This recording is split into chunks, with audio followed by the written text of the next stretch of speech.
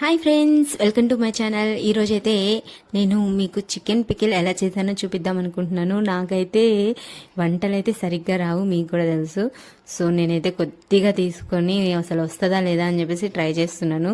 ఇలాగా చికెన్ని ఫస్ట్ అయితే పసుపు నెక్స్ట్ సాల్ట్ వేసి అందులో ఉన్న వాటర్ మొత్తం పోయేటట్టుగా వేయించుకోవాలి. ఆ తర్వాత ఆయిల్ వేసి మంచిగా వేయించుకున్నాక అన్నీ కూడా తీసి పక్కన పెట్టేసి ఓన్లీ ఆయిల్లో వచ్చేసి అల్లం వెల్లుల్లి పేస్ట్ వేయాలన్నమాట. అల్లం వెల్లుల్లి పేస్ట్ అంతా కూడా పచ్చివాసన పోయేంత వరకు మంచిగా వేయించుకోవాలి.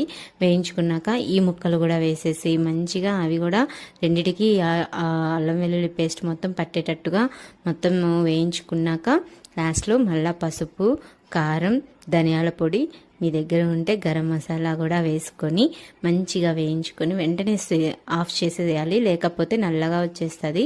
సో లాస్ట్లో కొద్దిగా నిమ్మకాయ వేసుకుంటే టేస్ట్ అద్దరిపోతుంది. 1 మంత్ అయితే కంపల్సరీగా ఉంటుంది.